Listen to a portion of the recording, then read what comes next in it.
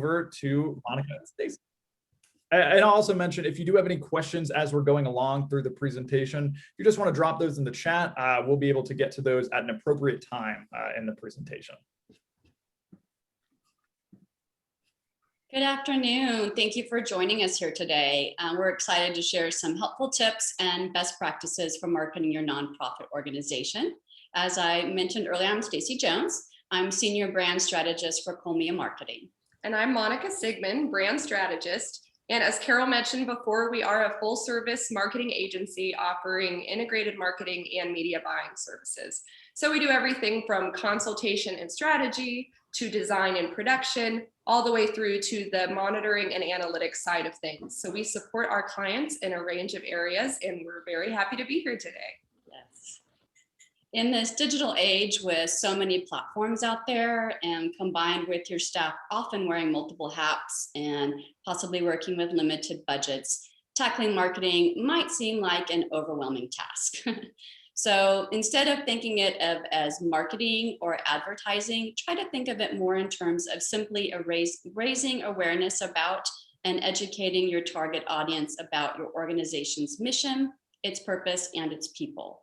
This can really help you to narrow that strategic focus and across all your platforms. And an important part of narrowing down that focus is figuring out who your target audience is, then selecting which online platforms are best suited to your marketing efforts. For example, if your target market is ages 55 and up, it probably doesn't make much sense to be highly saturated and actively marketing on TikTok, but not active on Facebook, for example. So you'll want to focus your efforts on the platforms that you not only can manage the most efficiently, but also those that enable you to reach the largest amount of people in your target audience. So when you iron out all of those details up front, your strategy can much more easily flow from there. And that being said, no matter who you're marketing to, it's always necessary to have a presence on these two marketing mediums. So of course, we all know that your website is crucial. And then from that stems your social media.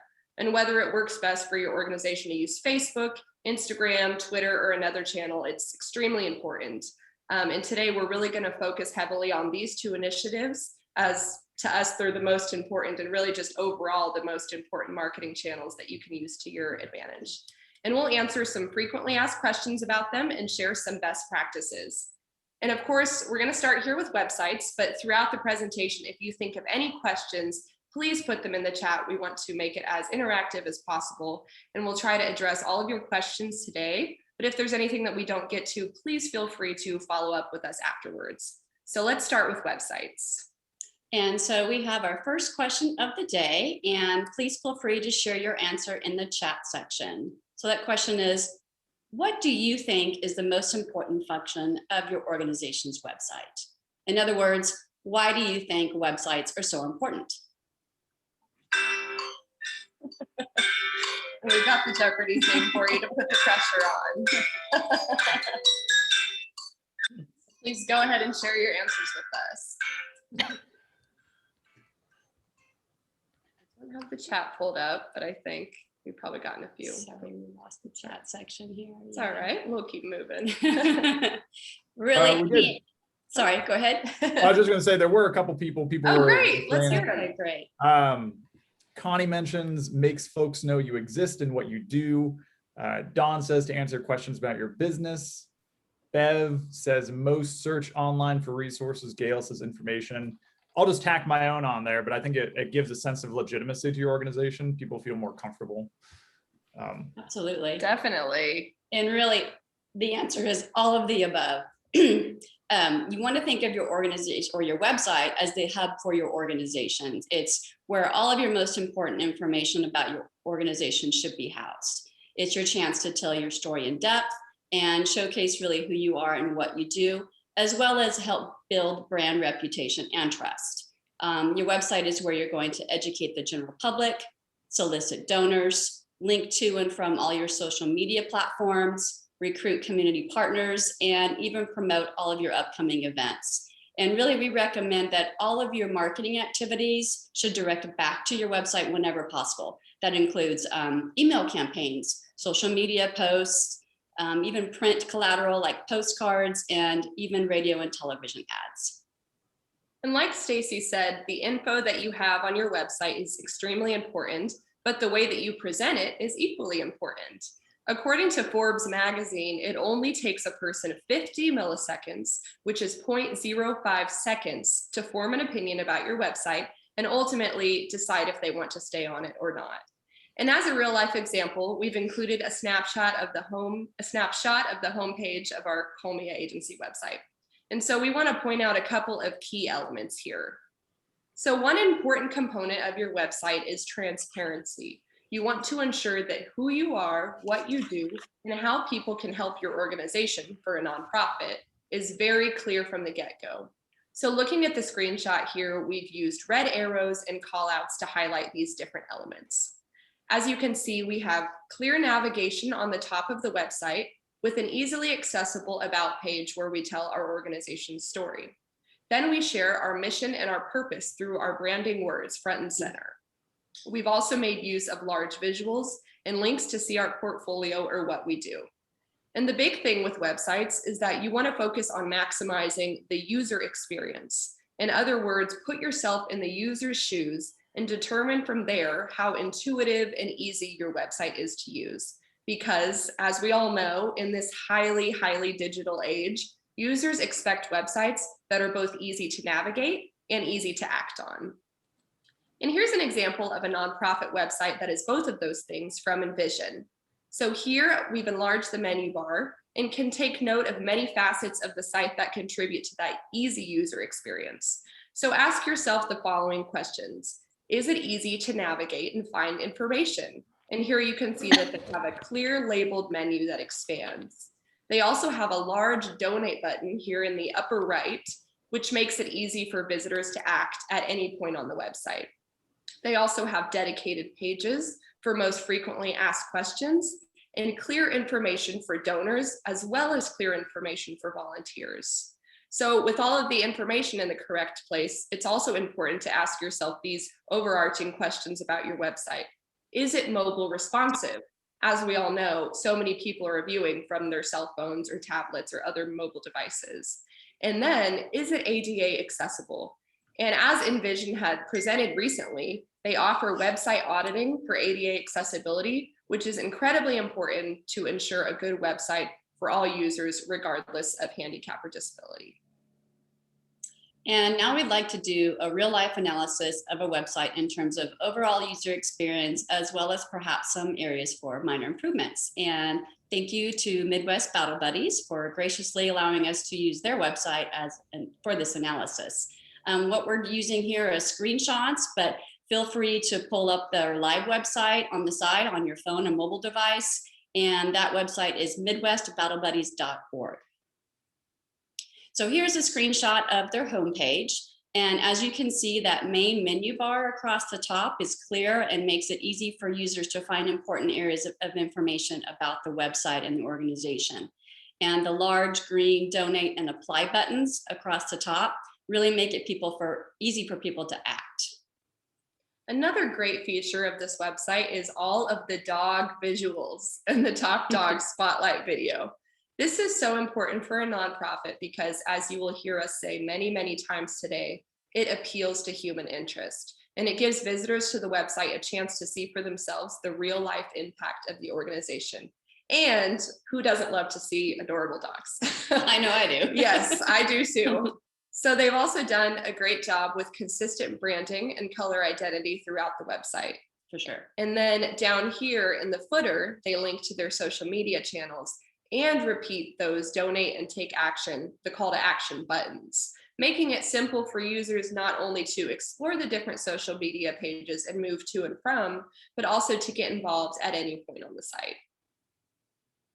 So now we're going to dig a little deeper into some of the pages and other navigational recommendations we might have to really highlight the organization's mission and its strengths. And we'll start with that navigation bar. And while I mentioned earlier that menu bar across the top is clear and easy to find, but just bumping up that point size on those words just a little bit can really help for that user readability. We also would recommend adding a new item to that menu called either About or About Us. When you see the words about us, it really makes you think of the organization itself and who the people are behind it. So what we would do then is move 3 of those existing pages, which are under the impact menu, and move them under About Us. And those would be our board, our sponsor, and contact us pages. And then what we would do is leave that our impact menu simply designated for highlighting the clients and the impact the organization has made on their lives. For example, we would leave the gallery under there, but then also add any client testimonials and stories under that our impact menu as well. One other navigational recommendation we have would be to clarify that take action menu. As you can see, there is a submenu under there titled Apply. But as a user, I might get a little confused as to whether that is where I should go to apply to get a buddy dog or apply to become a volunteer or what have you. And so we would recommend designating a separate page for each. So for example, you could change the word apply to apply for a buddy. And then you could add a new page designated to apply to become a volunteer. Now, moving from that top navigation menu down here to the footer, it's always important as part of regular website maintenance to make sure that you're checking for broken and old links. So we did notice that even though donate, take action, and contact down here are hyperlinks, our impact is not a live hyperlink. Also, as we mentioned before, they've done a wonderful job of including their social media icons, but there's also an opportunity to add the YouTube icon since we did see that there was a YouTube channel. And as a side note, we noticed that the Top Dog Spotlight video from the homepage is not uploaded to the official YouTube channel, but to a personal one. So it's really just important to ensure that not only are you linking to all of your different social media channels, but also that you're keeping those social media channels up to date. And here we're going to take a side-by-side comparison of 2 of the pages. On the left is the existing Take Action page, and on the right is the existing Donate page. And both pages feature great photos, really nice large subheads, and important information about the organization. But a little bit of the information is duplicated, including that volunteer information and even the headline on the top of the pages. So we just have a few recommendations to help streamline that user experience. So for example, we would move that volunteer section that's in the middle on the donate page and move it to that new page we recommended on how to volunteer. And then on the take action page, we would keep that strictly for highlighting brief highlights of different ways to take action. And so for example, you might add a little section that's called how to apply for a buddy, and then include a button that then links to a page that has all the information about how to apply for one of those buddy dogs. And continuing on to the pages themselves, here is the contact page. So we did notice that there was no phone number listing on the website or Facebook, and there may be a particular reason behind this, but just because that may pose questions as users are trying to contact you, we just wanted to make sure to point it out. And then on the contact page here, there are 2 different contact forms. So the first one appears to be for contacting board members, and then the next one is a general contact form. Now, this may cause some confusion as users might not know which form to use. One consideration might be whether the contact our board form is even necessary, as it may just confuse the chain of communication. However, if it is necessary, we recommend moving it to the Our Board page to keep that board information very streamlined. Oftentimes also, it's helpful for users to have specific prompts for why they would reach out and contact your organization. For example, instead of the general statement here, we'd love to hear from you, while it's a wonderful statement and very true, a stronger call to action may encourage better involvement. For example, you could rephrase the text in that section to say something more specific, such as, have questions on volunteering, or just want more information on how you can help make a difference in the lives of veterans? Complete this form and we'll be in touch. And really just these little text changes or navigational changes will really just help to keep streamlining that user experience that we're talking a lot about. And as you're looking through your website for areas to optimize, it's important to also remember how crucial branding identity is. And what branding identity means is ensuring you're making use of relevant, cohesive visuals, branding colors, and copy or messaging throughout your entire website. So Midwest Battle Buddies, as we did mention before, has done a great job of this throughout their website. But this principle even includes the donation page. So when it comes to website donations, branded donate pages collect 5 times more gifts than generic ones. Why is that? Well, up until that very last moment, it's important to engage with your donor, solidify your messaging, and really remind them of the impact of the cause. So here on the Midwest Battle Buddies donate form, you can see that they have an adorable visual of a dog in the background, which is a perfect place to start. But there's also the opportunity here to add the organization's logo and even some additional text to really expand upon that, to provide context so that the user, once again, has a strong sense of the Midwest Battle Buddies brand up until that last moment when they're deciding, whether or not to make a donation.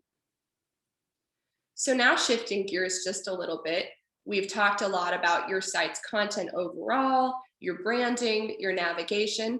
That's all a big part of having an engaging website. But another important consideration is the mobile responsiveness of your website. So nowadays, like I said before, many people are viewing websites on their cell phones or tablets, even more so than desktops. And making sure your site is tailored to those needs is becoming increasingly important.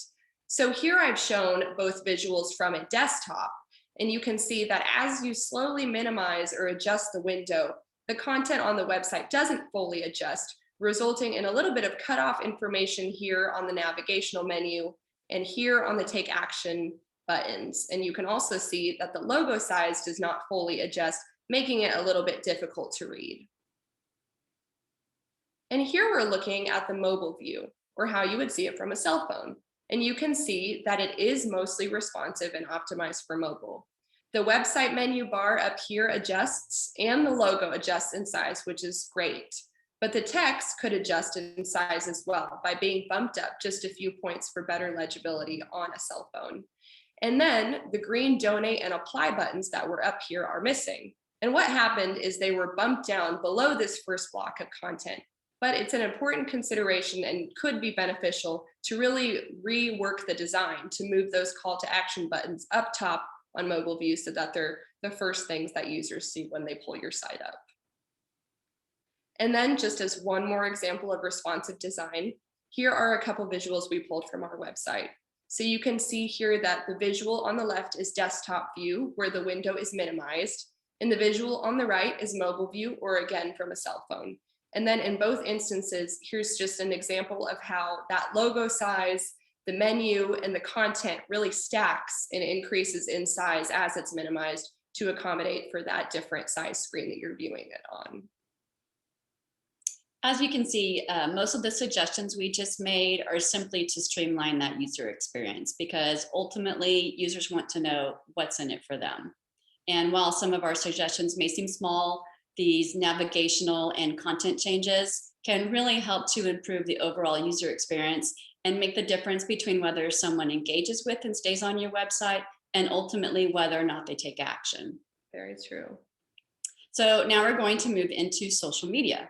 And many of us, including us, often have a love-hate relationship when it comes to social media. It's ever changing. It can be a bit overwhelming with all the various platforms out there and all the updates that are constantly taking place. But social media can really be an important component to your donor engagement as a nonprofit. But really, just how much of an impact do you really think it can play into your organization's success in terms of donor engagement? And feel free to share some of your social media success stories with us in the chat. But in the meantime, we'll just keep moving forward. According to the source, nonprofitsource.com, 55% of people who engage with nonprofits ending up taking some sort of action when they engage with your social media. And that's really great news and really shows that social media is an important marketing vehicle for connecting with people and the community and ultimately your donors. It's become part of our day-to-day lives, and we really believe it's here to stay. but not all social media platforms are the same. Each has its pros and cons. And each has its own purpose, value, and function. So it's important to determine which platform or platforms are best for you and your organization. Really, when it comes to social media, be all in or get out of the way. There is no halfway. In other words, don't spread yourself too thin. Social media platforms, and we'll say this over and over again, they can really be time consuming. So you want to be selective on which ones you choose, but always keep your target audience top of mind, no matter which platforms you are using. We always like to say, go where your audience is, and then stick with the platforms that best aligns with your target audience and the platforms that they are using. And you'll really want to only open accounts that you can manage consistently. There's so many fun, trendy, fun platforms out there. You can kind of get carried away in opening all the accounts, but then it can also become overwhelming and your message can often get diluted along the way. So you really only want to open platforms that you can realistically maintain and post to on a regular basis. And now that Stacy's given us that wonderful overview of social media, let's get a little bit into some of the platforms themselves. And today we're just going to focus on a couple pros and cons of 3 of the largest social media platforms, which are Instagram, Twitter, and Facebook. So starting with Instagram, a few of the main pros. I'm sure we all know this, it is very visually driven. It's a platform that's ideal for storytelling, experiences, and self-expression. Selfies and photos of people are highly encouraged for better engagement. And it is ideal for retail and e-commerce, especially with the dining and fashion industries, but it can also be really great for nonprofits with the opportunity to post engaging photos that appeal to that human interest, showing photos of your staff, photos of your volunteers, events, and things like that. And dogs. And dogs. But because it is so visually driven, it can be difficult keeping up with that authentic visual demand. You also cannot link to websites within your posts, but you can optimize your Instagram bio for hyperlinks.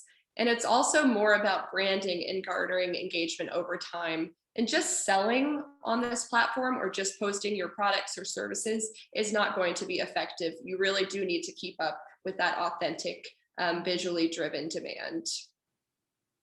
Moving into Twitter here. Twitter is kind of a fun platform. It's real-time delivery. It's extremely fast-paced. All of the engagement on Twitter is it revolves around conversations, which makes it ideal for news, announcements, and punchy content. A lot of times you'll see funny tweets from companies like Wendy's or bigger companies like that engaging with other people on Twitter. So it's really fun for kind of this unique corner of the internet where you can share that kind of content. However, again, it's time intensive. So Twitter requires a lot of content. It really is recommended that you tweet at least once per day, and that's a lot. And then that content lifespan is also very short-lived as it is so fast-paced and moves so quickly. So if you're not keeping up with it, it's easy to get lost or left behind on Twitter. So now, of course, moving into Facebook.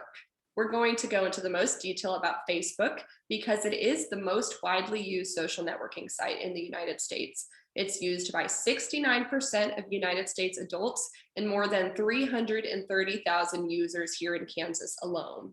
So this platform allows for brand awareness, storytelling, customer retention, customer service, and paid advertising. You can also create specific events on this platform and share those.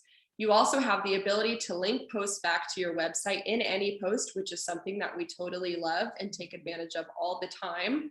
But really what makes Facebook unique is all of its fundraising tools that they have available for nonprofits, such as the ability to add a donate button to your page. The list really just kind of goes on and on with Facebook here, but we believe that makes it a really great avenue for nonprofits. But as you are noticing is the theme here, it is time intensive and it really demands a content variety with authentic user generated visuals.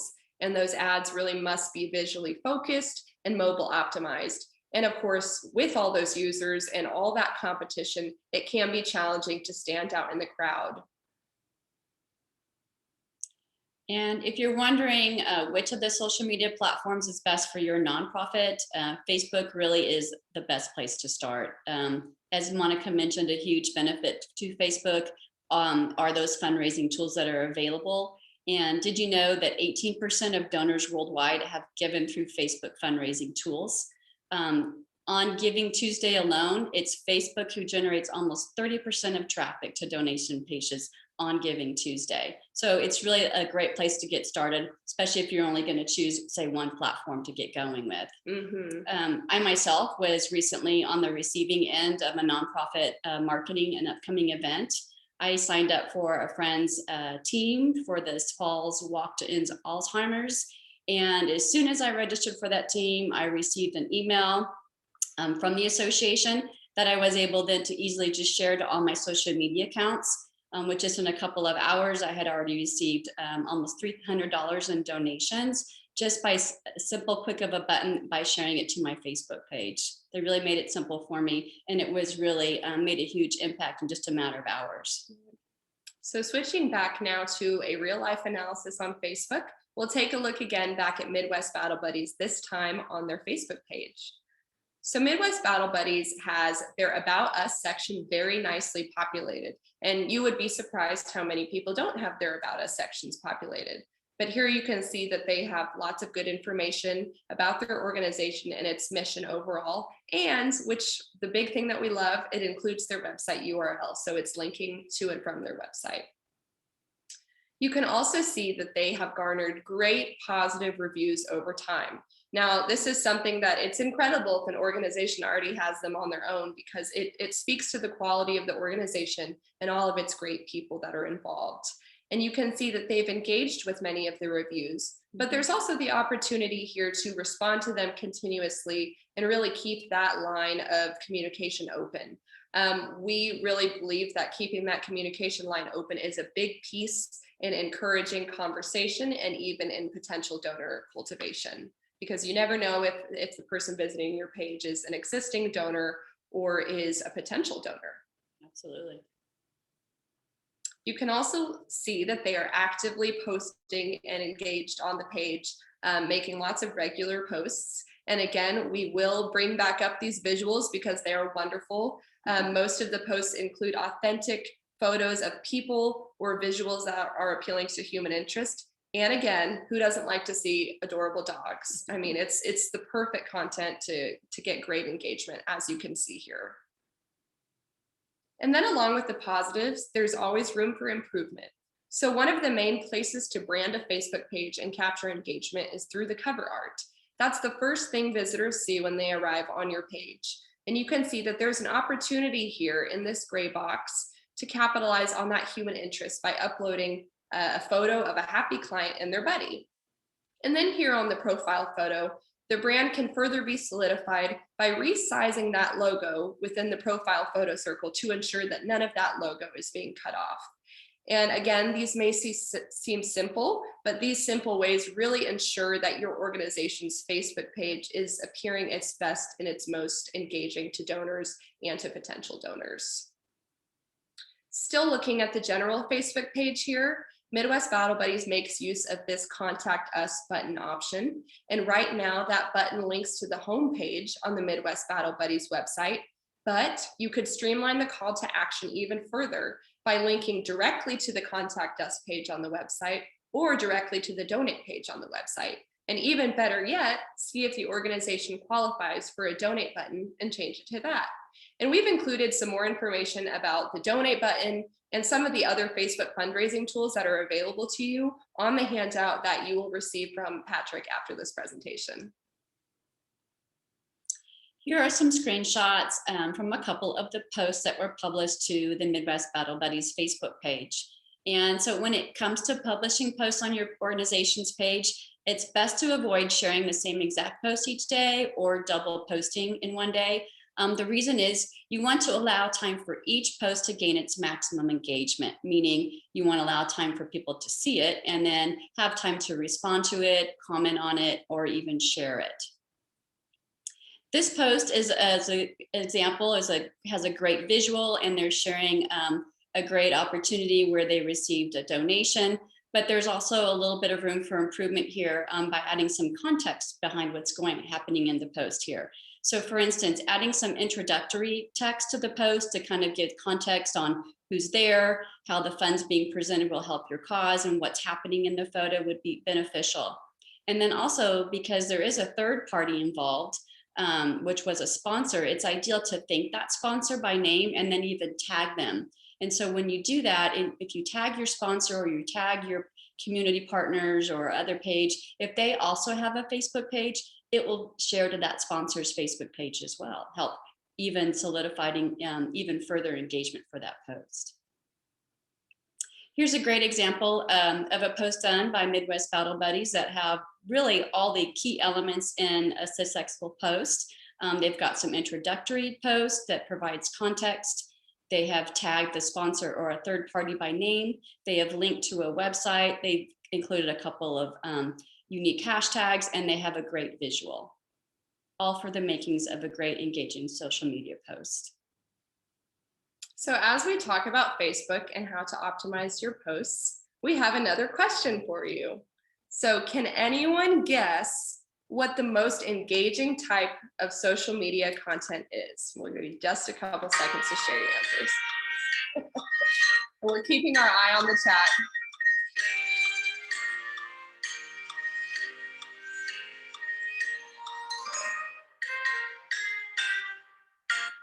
At least we made Patrick laugh. Well, it looks like we did get a couple. Babies is a wonderful answer. That's a great example of engaging content. But it could be that, but it's video. So videos of babies, maybe. Yeah, there you go. And dogs. Yes, and dogs. So 57% of people who watch nonprofit videos go on to make a donation. That's huge. Now, what's the reason for this? Well, you can probably guess it all comes back to that appeal to human interest. And videos are the ideal way to promote your cause through engaging visuals, real people, and real stories.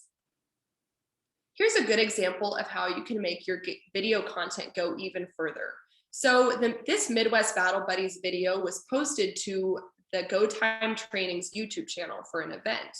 And this is the kind of video that could then be edited or repurposed and then published directly to the Midwest Battle Buddies Facebook page. We are big proponents of stretching your content as far as it'll go. And the simple repurposing of videos across all of your platforms can really make for great, sometimes bite-sized, engaging social media content. And while video really is the most engaging form of social media content, there are other ways to help garner and capture attention when it comes to Facebook and other platforms. Like Monica said, posts that include people and animals, again, appeal to that authentic human interest. We have an example here done by Envision on their Facebook page where they've created a volunteer spotlight. And they've given a little bit of information behind that person and who you're seeing in the photo. Staff highlights are another great example to produce for social media content.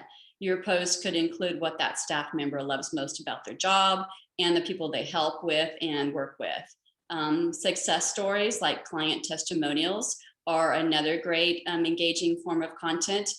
There you can share how your organization helped that client and help to enrich their life. And theme posts are another fun way to garner engagement on social media. This is another example from Envision. They do a regularly themed post called Feature Friday. And so here they have Meet Andy, and they have a little bit of background information about him. In addition, statistics or fun facts, informational charts that support the awareness and mission of your cause also are some great forms of social media content. And whether you post once a week, once a month, or even once a quarter, those themed posts can give your audience something to familiarize with and really look forward to. For example, in the case of Midwest Battle Buddies, perhaps a theme post such as like Buddy Spotlight or Pup of the Month or something cute like that, surrounded about the dogs would serve you well there. And again, we've included some helpful tips, in the presentation handout that you'll get after today's presentation to help give some more ideas for you. And I personally would love to look forward to the pup of the month every month. So I mean, that's a great idea right there. So putting these ideas into practice, looking back at Midwest Battle Buddies, here is a prime example. And we just pulled these visuals from the website. This is the kind of rich content and visuals with people in them and dogs that could be repurposed and made into engaging Facebook posts over time. Or client testimonials or volunteer spotlights or veteran spotlights or something like that. And many times, really what it all comes back to is that you are already equipped with the tools you need for your organization. I mean, you're doing events, you have great staff, great volunteers that are involved. It's just a matter of capturing those moments and then strategically highlighting and promoting them. Repurpose, repurpose, repurpose. Yes, yes. And so we're going to close now or open it up for a few questions. But in closing, we've covered a lot of ground today. And we know that digital marketing avenues are vast and full of clutter. But we really believe that these two foundational tools are instrumental in breaking through that clutter. Absolutely. And these tools are your website and your social media. A website that's content rich, highlights your organization's purpose, and is mobile responsive is the best place to start. And then secondly, to support that with the wide use of social media today, it's a great place to engage with your audience and cultivate donors, cultivate community partners, and really highlight your organization, its mission and its purpose, and the people that you help. And then just remember throughout all of your marketing avenues, whether it's website, social media, email marketing, or what have you, it's important to always maintain authenticity and incorporate that appeal to human interest through engaging content. Because again, people love people, and people love babies, and they love dogs. Exactly. And they're always going to want to engage with that sort of content. So when you're worried about your messaging and how to get it right, it's important just breathe and be authentic, you know, how you would want your brand personality and your voice to come through. Absolutely. So as we finish up, we'll take a few minutes for questions. And then again, if we can't get them all answered today, we'll be sure to get responses to Patrick, along with that PDF of today's presentation and a helpful handout of best practices. But please go ahead and post your answers or your questions in the chat, and we'll turn it over to Patrick to facilitate those questions.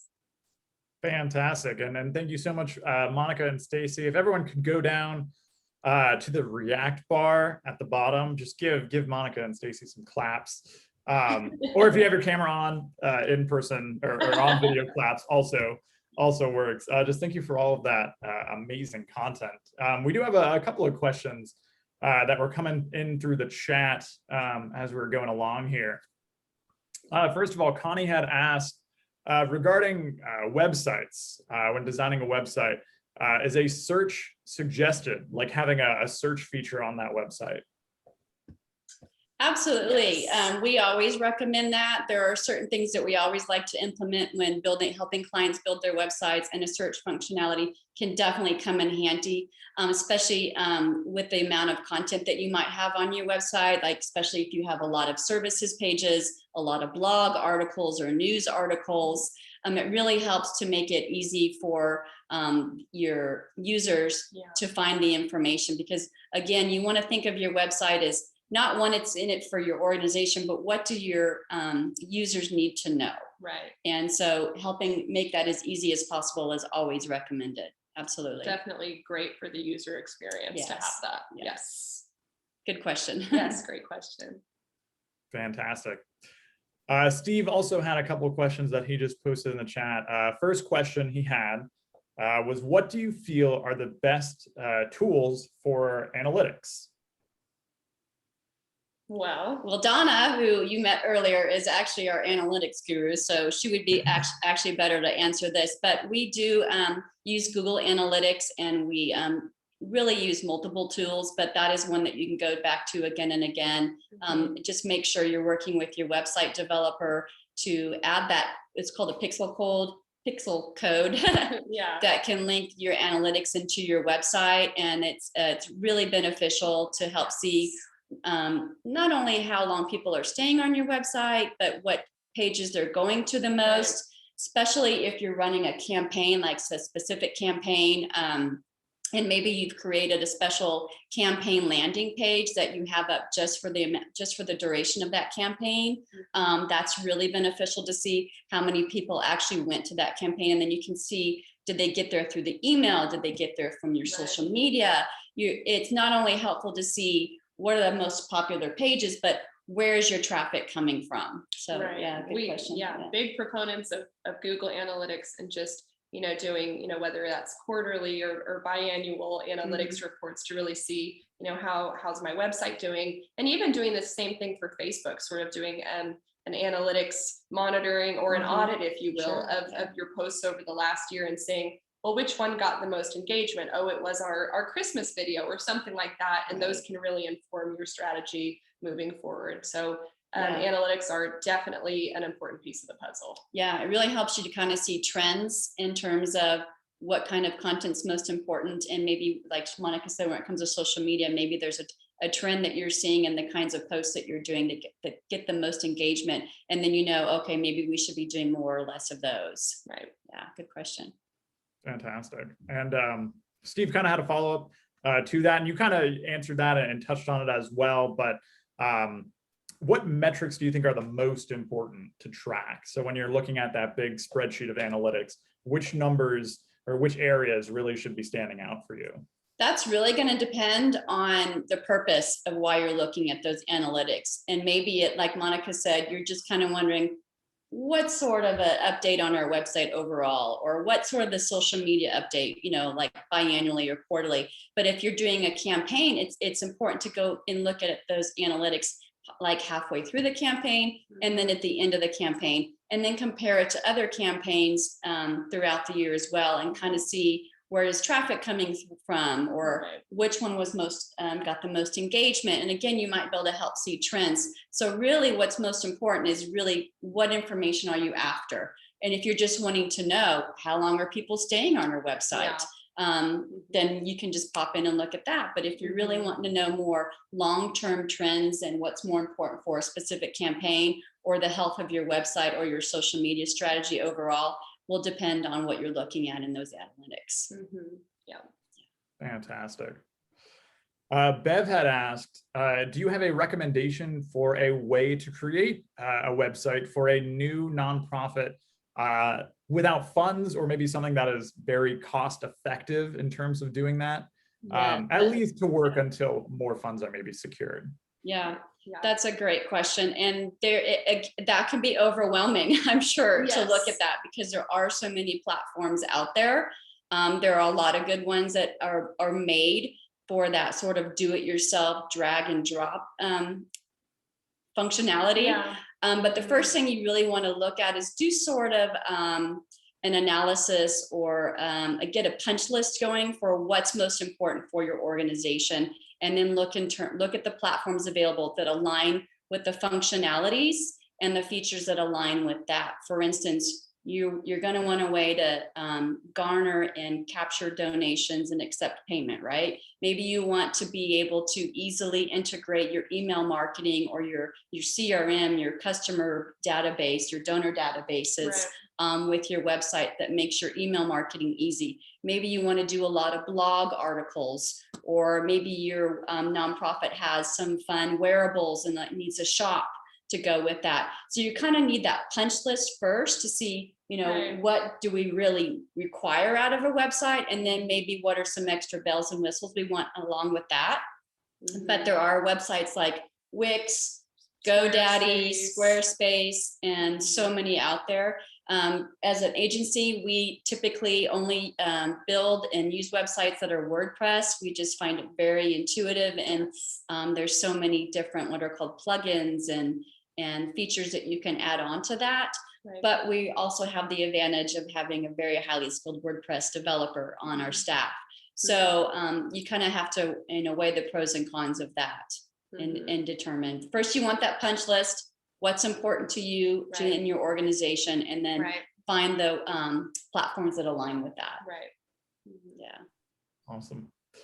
And as we're continuing along with questions, at this point, I am going to take the opportunity. We do have a brief evaluation poll. We like to get feedback on all of our presentations. So if you just want to take a moment to fill that out as we're heading through for these last few questions, that would definitely be much appreciated. We do have another question in the chat from Bev, and she asked for a recommendation for a tool that will allow you to plan ahead posts for social media. Yeah, so we have actually more information on this on the handout that you all will get, just kind of more of the nitty-gritty details on social media. But one that immediately comes to mind is Hootsuite. That's one that's, you know, pretty intuitive. There are lots of other ones out there that give you the opportunity to sort of come up with a content calendar. But another thing that I would say, you know, even if you have anybody on staff that, even if they're not dedicated to social media, maybe that's just part of it. I would recommend, as an organization, really coming up with a content calendar yourselves. And sometimes that can keep you from having to use, you know, a platform such as Hootsuite, but that can also be helpful. So really, it's just that content calendar, creating posts in batches at one time. That way you can, you know, think of the holidays, think of the special events, think of, you know, the regularly scheduled themed posts that you have, and sort of be thinking ahead rather than, you know, stressing yourself out more by kind of trying to do things as they happen while you're also trying to wear many other hats and run the organization. So it's good to start with that content calendar before you even, you know, if you have time, of course, if you can start with that content calendar and kind of creating batches, you know, 30 to 60 to even 90 days ahead of time. And then if you do want help scheduling and automating your posts, I know Hootsuite is a great one, and there are some other ones available. Absolutely. And then to go along with that, however, it is also still important to post authentically and live. Not I don't mean live as into doing a live video, but posting directly to your page as opposed to scheduling it. Social media algorithms like that. So a content calendar is important for helping you keep on track and not under or over posting, and or not forgetting about important dates and anniversaries and themes that you need to be following. But you don't want to just solely rely on that. You still want to do some of those fun when you're out and about an event, capture some, you know, authentic people in the mix, and and post those direct to your page as well. It's sort of a perfect combination of the two is important to an overall successful social media strategy for sure. Yeah, and enlist the help of your volunteers as often as you can. If someone is out at an event and you're not, say, hey, can you take a couple quick photos of people smiling or something like that, and text them over to me. We're gonna work that into our strategy. So I know we kind of expanded more on that, but yeah, it's all part of the same puzzle. So absolutely, great questions. Fantastic. Sarah, I noticed you have your hand raised. Do you have a question on there?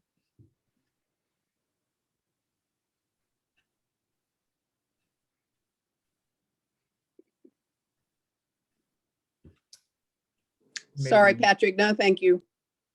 All right, I'll just go ahead and lower that hand then. Any other questions in the chat? Or if you want to unmute and ask your question, also totally good.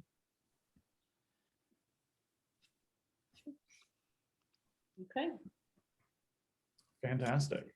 Okay.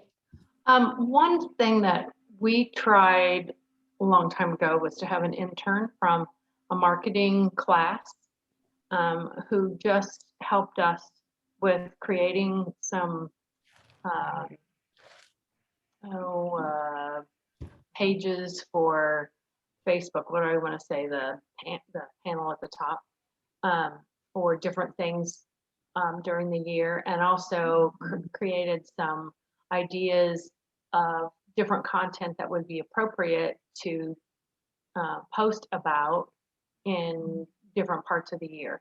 And that just was like a reminder to us after she was gone and on to probably a great marketing career, that we could go back and just look at that and, oh yeah, like this is the month that we could be posting about X, Y, and Z. So right. Absolutely. Yeah. And it's so easy. I mean, when you're in the thick of it, right, and you're running the organization and you have day-to-day demands, it's so difficult to think in the moment, oh, we should be posting about this week. And that's one of those things that, you know, taking that time up front to just think, hey, what's our content calendar for this month, so that we just know that we're going to hit these few points that we really need to make sure we hit, can be so helpful. Just taking, whether that's an hour of time to sit down and think, what do we want to post about? That way you don't have to worry about it popping into your head as you're busy focused on other things that your organization demands. You'll be amazed at how much you can create if you just sit down and for an hour and just knock it out, and then relieve so much pressure on the upcoming months for you. Yeah, absolutely. Thank you, Connie. Yeah, That's great. Okay, well, it looks like we don't have any more questions for now, but thank you so much for your time again. And we wanted again to give a huge shout out. Thank you, Chip, and to Midwest Battle Buddies for allowing us to do some real life website and Facebook analysis. Yeah, and thanks to Envision as well, and allowing us to dissect some of their Facebook posts as well. And thank you to the Kansas Nonprofit Chamber for having us here today. We hope that all of you enjoyed today's presentation and can at least turn some of the tips we've provided into action for your organization. And we've provided even more in the handout that you'll get. So thank you, and we hope you have a great afternoon. Thank you. Fantastic. Yeah, expect that that follow-up email to go out tomorrow afternoon, and that'll contain those handouts that were mentioned. Again, thank you all for signing on here today. And thank you to Colmia Marketing, and we hope to see you at some of our future events. All right, everyone. Have a great rest of your afternoon. Thank you. Bye-bye.